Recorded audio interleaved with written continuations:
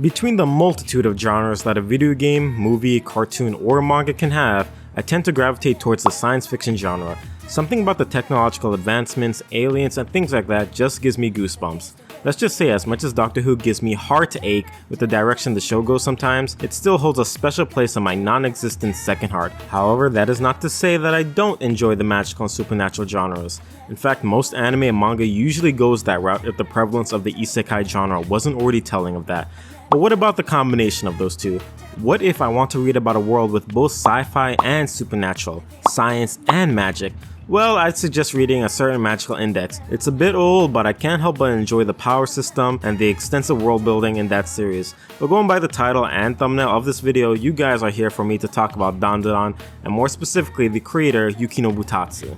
Yukinobu Tatsu is a Japanese manga artist that is mainly known for his current ongoing manga, Dandadan, but prior to that he has worked on one-shots like Yamada Kiki Ippatsu and Rennai Saibaiho. From 2010 to 2011, he worked on Seigi no Rokugo, and from 2013 to 2014, he worked on Fireball, a high school baseball manga. And then in 2021, he started Dandadan, a story about high schoolers fighting against yokai and aliens.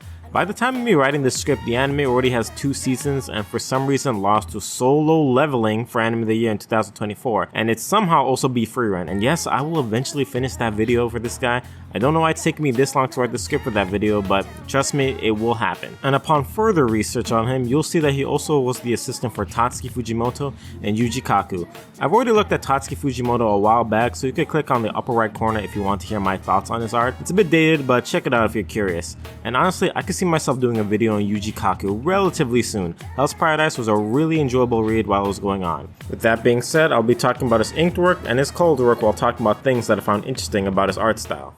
You know, in an industry increasingly reliant on the digital medium, Yukinobu Tatsu somehow is holding on to making manga traditionally using pen and ink. You can look at his Twitter account to see some of his work in progress posts he has done showing the initial sketch, the inks, and then the final page with text and any other effects that can be added digitally. For those of you that want to go further and study his style and composition when it comes to making manga, this is material that will be very useful. And just by looking at the artwork he posts, I swear his favorite pages to do in Dandadan has got to be these double page spreads.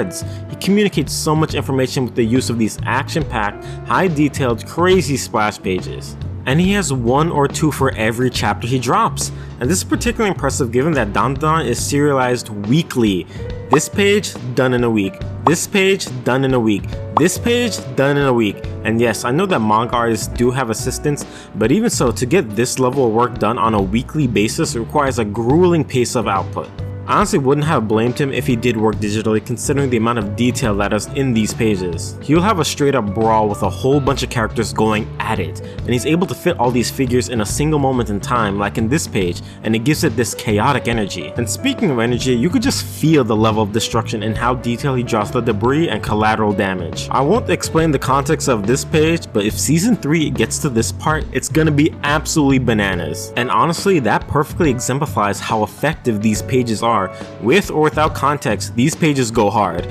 For example, this sequence of events has a mech go up against an alien Godzilla tech suit, and then they proceed to engage in mortal combat using the Tokyo Tower and the Tokyo Skytree as weapons in this kaiju battle scene. Crazy stuff is so commonplace for a manga like this, but at the same time, you are never really ready for how the next page is gonna be. Like you'd think when they say they need to perform an exorcism on a spirit, you would typically expect a more traditional or spiritual vibe, but what do we get? A Hayashida rock band, and you could literally feel how hard these guys are playing. Remember that chaotic energy I mentioned earlier? Well, it's ever so prevalent here in scenes like this. Yukinobu Tatsu conveys this feeling by using all these tension lines and using the characters' poses as well. You don't even need to see their faces. And speaking of faces, I'm gonna come back to that in just a bit. In any other ordinary case, no one would expect this rock band to be the method to exorcise spirits, but as I mentioned before, it perfectly fits with the weirdness that is so prevalent within Dandadan. This one page has these parade float carriers push this huge cart with the Exorcist rock stars I mentioned earlier while running away from this demonic building transformer yokai, and with the power of rock, they're able to repel the army of spirits chasing them. Again, Tatsuka floods so much information in one of these splash pages, but it's never distracting nor am I lost in what to be looking at. These pages are what I could describe as very loud and heavy, but alternatively, there are times where it can be very quiet, very eerie, and sometimes very sudden. There's this one time when Momo's casually just doing her job and talking with some of the customers, you know, normal stuff, and in one moment she tries to head to the back stockroom, and she looks back and everyone looks like this.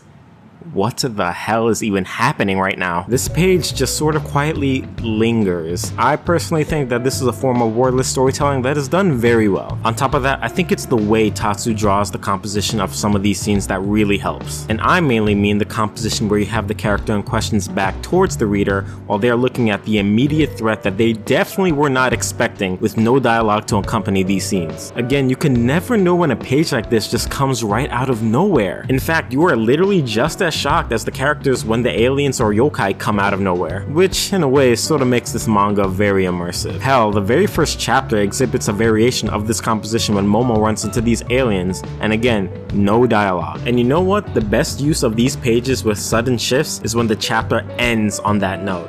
Not only are you stuck with that lingering feeling, you are stuck with that feeling for a week. More if the artist needs to take a break, but you just gotta love a big splash page with little to no dialogue that leaves the viewer with their jaw dropped due to the sudden severity, spectacle, or even comedy of the scene. Like the time where they were trying to be very careful not to drop any cold liquid on Eiji due to him turning into the evil eye if he does. And in a freak accident, they drop a tiny drop of soy sauce on him, and bam, the very next page is him flipping the table. It's fast, it's sudden, and it's straight up how the chapter ends. But alternatively, Tatsu could end on a very bombastic, triumphant note where a character is finishing off the enemy, whether it's drilling through them or hitting them with a Kamehameha wave.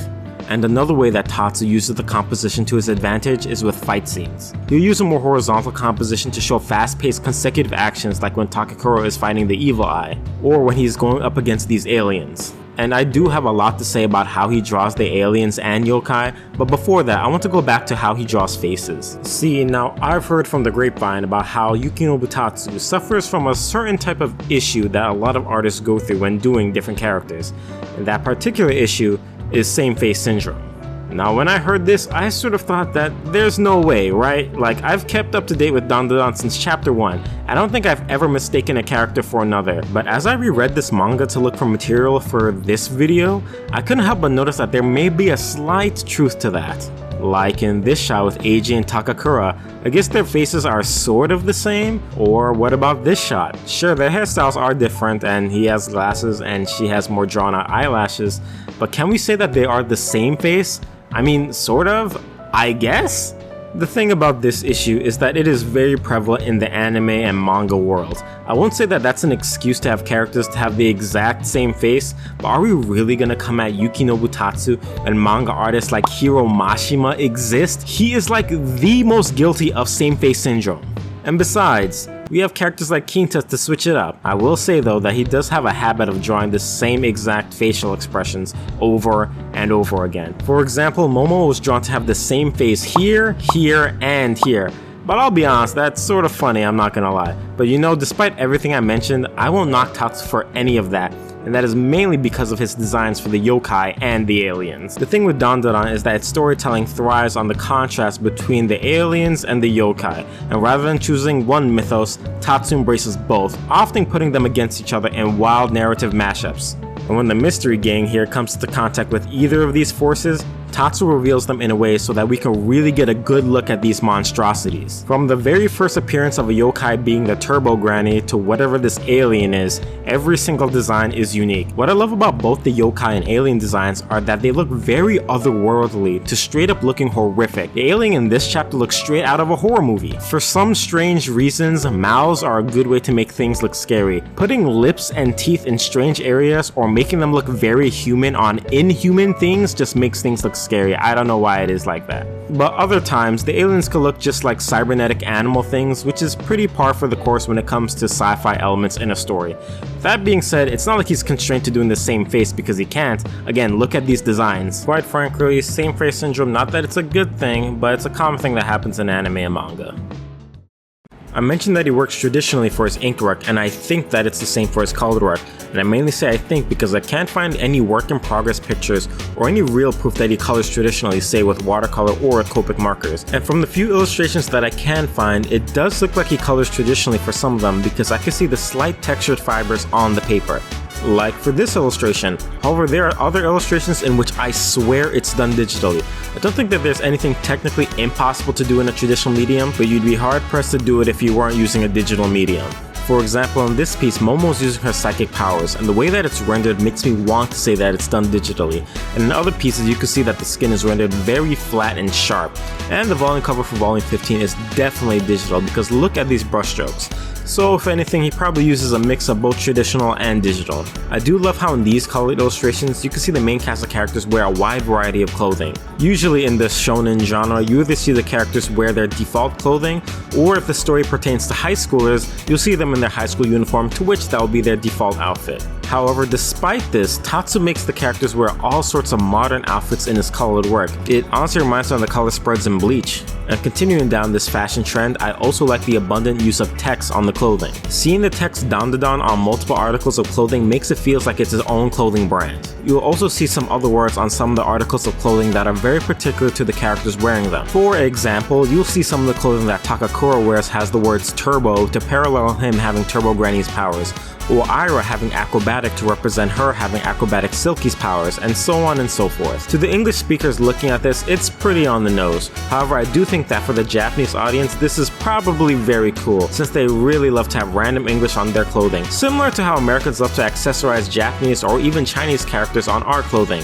I'm looking at you, Super Dry. Moving on to the volume covers, they seem to follow the pattern of having one person on the foreground and another in the background. And the characters in question more times than not will be the characters that the volume centers around, like how in volume 6 has both Takakura and the Evil Eye, which is the volume they both fight it out in. Also, can we appreciate how cool this illustration looks? I don't know if I mentioned this yet, but I absolutely love the yokai transformation designs. As someone that loves the science fiction genre as well as a splash of the supernatural, dandadan is definitely something that I can recommend to people that also love those genres. Tatsu's ink work really encapsulates the explosive and chaotic moments that occur when the main cast has to come in contact with these chaotic forces of nature, while his colored work shows off the various characters in different clothing to give them a sense of variety outside what is currently going on in the story. And if by chance he really does do this colored work traditionally, I'll be thoroughly surprised and astounded by how he gets his colors to come out this sharp and clean. If you want to show your support, you can always get the dandadan manga, or if you want an alternative free option, you can always follow him on Twitter. I don't think he has any other social media accounts, but if I'm wrong, just let me know in the comments. The dandadan anime just recently finished its second season, and if its popularity continues to grow, I'm sure that when season 3 drops, we're going to be blessed with some amazing fight scenes.